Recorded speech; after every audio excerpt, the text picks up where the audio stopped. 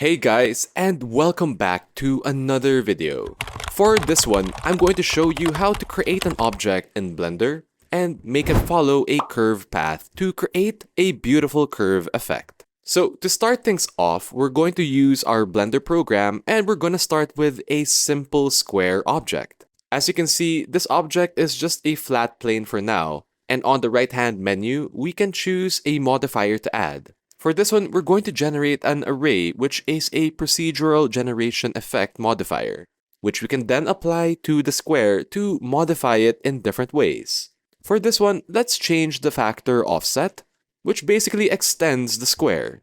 As you can see, we can choose which axis to extend the square to, and we're going to change the count to make a long rectangular object. Remember, you can always select this object by clicking on it on the screen itself or choosing it from the list of objects on the right-hand side. Then, what we're going to do is we're going to add a curve, but not just any curve, we're going to choose the curve path. From here, this will place another object right on top of our initial square.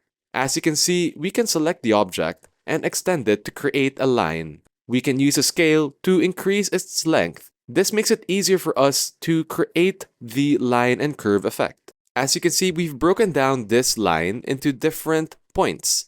And with these points, we can move them to create that curve effect. By adjusting the freeform scale of the line, we will create a curve effect using Blender, which we can then apply to the object. As you can see, there are many ways to do this, and you can definitely rotate and change the scale whenever you wish. Alright, now that we have our curving path, we can then rotate it so that it falls in line with the long rectangular object we have. Remember, you can always right-click it and click on Location in order to lock it in place. Now the next thing we're going to do is we're going back to the Modifiers menu on the lower right-hand side, and we're going to add a new modifier. This time, we're going to add a curve. Now that we have this curve selected on the lower right-hand corner, we're going to change the curve object and make it a NURBS path. After choosing a NURBS path, we can click on this icon, and after we apply it to the object, voila!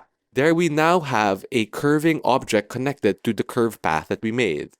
Now, whenever we modify this curved path, it will automatically apply and modify the object as well.